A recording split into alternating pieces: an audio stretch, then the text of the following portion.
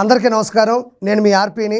నేను ఇప్పుడు ఒక విషయం గురించి చర్చించాలనుకుంటున్నాను. అదేంటంటే ఒక 2 రోజుల క్రితం శ్యామల అని మీకు తెలిసి ఉంటుంది, ఒక యాంకరు, టీవీ షోస్ చేస్తుంటుంది. తనకి వైఎస్ఆర్సీపీ వాళ్ళు జగన్మోహన్ రెడ్డి రాష్ట్ర అధికార ప్రతినిధిగా నియమించడం జరిగింది. అంతకుముందు కూడా ఆవిడ చంద్రబాబు గారిని వీళ్ళని చాలా విమర్శించింది. 11 సీట్లకే జనాలు వాళ్ళని అటర్ఫ్లాప్ చేసేసరికి మళ్ళీ భయపడిపోయి తట్టుకోలేక గారు అని సంబోధిస్తూ భయపడి వెళ్ళిపోయింది. మళ్ళీ వైఎస్ఆర్సీపీ వాళ్ళు తీసుకొచ్చి ఆవిడ మళ్ళీ రాష్ట్ర అధికార ప్రతినిధిగా నియమించేసరికి వెనక ముందు చూసుకోకుండా ఒళ్ళంతా ఊగిపోతూ ఏదో తన్మయత్వంతో ఏదో ప్రపంచం మొత్తం ఆమె శాసిస్తున్నట్టుగా ఒక్కసారిగా మా నాయకుడు చంద్రబాబు గారిని, వాళ్ళ తనయుడు లోకేష్ బాబు గారిని కూడా పిల్లికి బిచ్చం పెట్టరు, వాళ్ళు ఏం చేశారో చెప్పండి, వాళ్ళు ఇంతవరకు ప్రజలకు ఏమీ చేయలేదని కూడా కొన్ని అనుచిత వ్యాఖ్యలు చేసింది. నేను బాగా హట్ అయిపోయినా. ఎందుకంటే నేను చంద్రబాబు గారి యొక్క ప్రభుత్వంలో నేను వస్తున్నవాడిని, ఆయన అభిమానిగాను. కేవలం ఆయన చేసిన మంచిని చూసి నేను కూడా కొంచెం ఒక ఉద్వేగానికి గురయ్యి ఆయన మీద ప్రేమతో అభిమానంతో నేను ఈ పార్టీలో కూడా ఎప్పుడు కూడా చాలా అలర్ట్గా ఉంటాను. అలాంటిది ఆవిడ ఒక్కసారిగా మాట్లాడేసరికి నాకు చాలా బాధ అనిపించింది. కాబట్టి చంద్రబాబు గారు ఏమీ చెయ్యలేదు అన్నటువంటి ఈ చిల్లర శ్యామలకి ఏదైతే డబ్బులు కమ్ముడిపోయి ఏదో పదవిని అడ్డు పెట్టుకొని ఒక మహోన్నతమైన వ్యక్తిని వెనక ముందు చూసుకోకుండా ఎలా అయితే అనిందో, ఆ చిల్లర శ్యామలకి నేను స్ట్రైట్గా ఒకే క్వశ్చన్ అడుగుతున్నా. చంద్రబాబు నాయుడు గారు ఎలాంటి అభివృద్ధి చేయలేదా? చంద్రబాబు నాయుడు గారు ఎవరికి ఏ పనులు చేసి పెట్టలేదా? ఎలాంటి అభివృద్ధిని ముందుకు తీసుకెళ్ళలేదా? ఆయన పిల్లికి కూడా బిచ్చం పెట్టలేదన్న ఈ పిల్ల శ్యామల నేను డైరెక్ట్ క్వశ్చన్ చేస్తున్నా. చంద్రబాబు నాయుడు గారు ఏం చేశారన్నది స్ట్రైట్గా నేను చెప్తాను, వాటిలో ఏది కాదో నువ్వు చెప్పాలా. ఇది ప్రజలకు కూడా 100% తెలియాలి. శ్యామల చెప్పిందని చంద్రబాబు గారు ఏం చేయలేదు అంటున్నారు. చంద్రబాబు గారు ఏం చేశారో నేను చెప్తాను, వినండి. శ్యామల విను. 2014 నుంచి 2019 మధ్యన 72% పోలవరం పనులు పూర్తి చేసింది చంద్రబాబు గారు కాదా? 1998లో సైబర్ టవర్స్ నిర్మించింది చంద్రబాబు గారు కాదా? విజన్ 2020తో ఈరోజు హైదరాబాద్ సింగపూర్గా మారింది అంటే దానికి కారణం చంద్రబాబు గారు కాదా? అమరావతి రాష్ట్ర రాజధాని కోసం 34,000 ఎకరాల భూమిని దగ్గరుండి సమీకరించి చరిత్రలో నిలబడింది చంద్రబాబు గారు కాదా?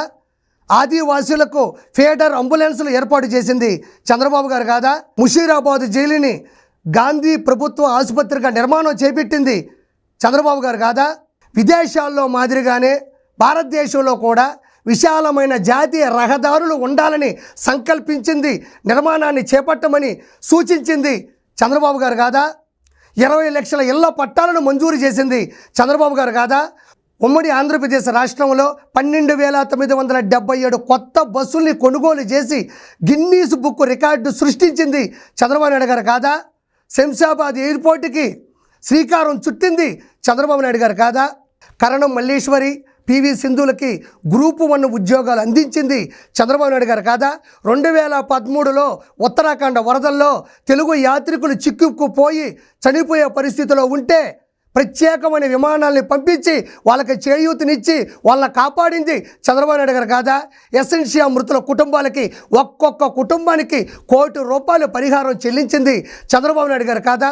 ఉచిత ఇసుక ఇచ్చే విధానంలో 45 లక్షల భవన నిర్మాణ కార్మికులకు చేతి నిండా పని కల్పించింది చంద్రబాబు నాయుడు గారు కాదా? ఆంధ్రప్రదేశ్ రాష్ట్రం అప్పుల్లో కూరుకుపోయి ఉన్నా ఏమాత్రం ఆలోచించకుండా ₹4,000 ప్రతి నెల 1వ తారీఖు టెన్షన్గా పింఛన్ ఇస్తున్నది చంద్రబాబు నాయుడు గారు కాదా? అన్నా క్యాంటీన్ల పేరు మీద ప్రతి నెల 30 లక్షల మందికి కేవలం ₹5 ఖర్చుతో అన్నాన్ని టిఫిన్ని అందిస్తున్న ఔదార్యం చంద్రబాబు నాయుడు గారు కాదా? ఎస్సీ ఎస్టీ బీసీ మైనారిటీ వధువులకు పెళ్లిపీటల మీదే కానుకలు అందించింది చంద్రబాబు నాయుడు గారు కాదా? సంక్రాంతి, రంజాన్, క్రిస్మస్కి తోఫాలు అందించి ప్రతి పేదవాడు పండగని బాగా జరుపుకోవాలని కోరుకున్నది చంద్రబాబు నాయుడు గారు కాదా? బీసీ రక్షణ చట్టం తీసుకొచ్చింది చంద్రబాబు నాయుడు గారు కాదా? దీపం పథకం ద్వారా 65 లక్షల గ్యాస్ కనెక్షన్లు మంజూరు చేసింది చంద్రబాబు నాయుడు గారు కాదా? 30 సంవత్సరాల్లో తెలుగు ఉమ్మడి రాష్ట్రాల్లో ఉన్నటువంటి సీఎంలందరూ కలిసి అందించినటువంటి విద్యుత్ ఉత్పత్తి 5,000 మెగావాట్లు అయితే కేవలం చంద్రబాబు నాయుడు గారు మాత్రమే 15,000 మెగావాట్ల విద్యుత్తుని అందించారు. ఇది చరిత్రలో ఏ సీఎంకు చేయనటువంటి కని విని ఎరుగునటువంటి ఒక అద్భుతం. ఇది చేసింది చంద్రబాబు నాయుడు గారు కదా.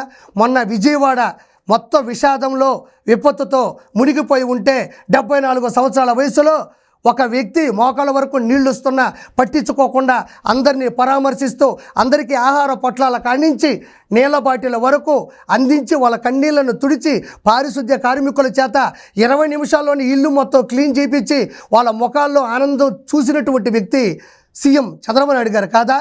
Dravidian university, Mangalagiri AIIMS, Basara IIT, Tirupati IIT, Sri city IIIT, Tadepalligudem NIT, Visakhapatnam IIM, Amaravati VIT SRM సంస్థాపనకర్త చంద్రబాబు నాయుడు గారు కాదా? కిలోమీటర్కి ఒక పాఠశాల, 3 కిలోమీటర్లు ఒక ప్రాథమిక ఉన్నత పాఠశాల, 5 కిలోమీటర్లకి ఒక ఉన్నత పాఠశాల, ప్రతి మండలానికి ఒక ఇంటర్ కాలేజ్, ప్రతి రెవెన్యూ డివిజన్కి ఒక ఇంజనీరింగ్ కాలేజ్, ప్రతి జిల్లాకు ఒక మెడికల్ కాలేజ్ స్థాపించి విద్యా విప్లవాన్ని పోరాటాన్ని ప్రారంభించింది చంద్రబాబు నాయుడు గారు కాదా? గ్లోబల్ ఇండస్ట్రీ లీడర్లు బిల్ గేట్స్, సత్య నాదెళ్ల, చంద్రశేఖరన్ లాంటి మహోన్నతమైన వ్యక్తుల చేత మన్ననలు పొందినటువంటి కీర్తించబడినటువంటి వ్యక్తి చంద్రబాబు నాయుడు గారు కాదా? జన్మభూమి, శ్రమదానం, చెరువుల అభివృద్ధి చేపట్టింది చంద్రబాబు నాయుడు గారు కాదా? ఇవన్నీ ఎవరు చేసింది? నేను కేవలం ఆల్మోస్ట్ ఒక 25 పాయింట్లే చెప్పాను నీకు. ఇంతకు మించి కొన్ని వందల పాయింట్లు చంద్రబాబు నాయుడు గారు చేసినట్టు ఉన్నాయి. ఇప్పుడు చెప్పు చిల్లర శ్యామల, ఇందులో ఏది అబద్ధం ఉంది? ఇందులో ఏది తప్పు ఉంది? చంద్రబాబు గారు చేయలేదా ఇవన్నీ? నీకు దమ్ముందా? నువ్వు డిబేట్కి నాతో రాగలవా? చిల్లర పైసలకు అమ్ముడుపోయి ఎవడు చెప్పే మాటలు అవి విని వచ్చి మాట్లాడబాక. నీకు దమ్ముంటే ఇవి కాదు అని నువ్వు నిరూపించగలవా? నేను చెప్పినట్టు అబద్ధం అని నువ్వు చెప్పగలవా? నీకు దమ్ముంటే నెక్స్ట్ నీ వీడియో కోసం వెయిట్ చేస్తూ ఉంటా. సవాల్.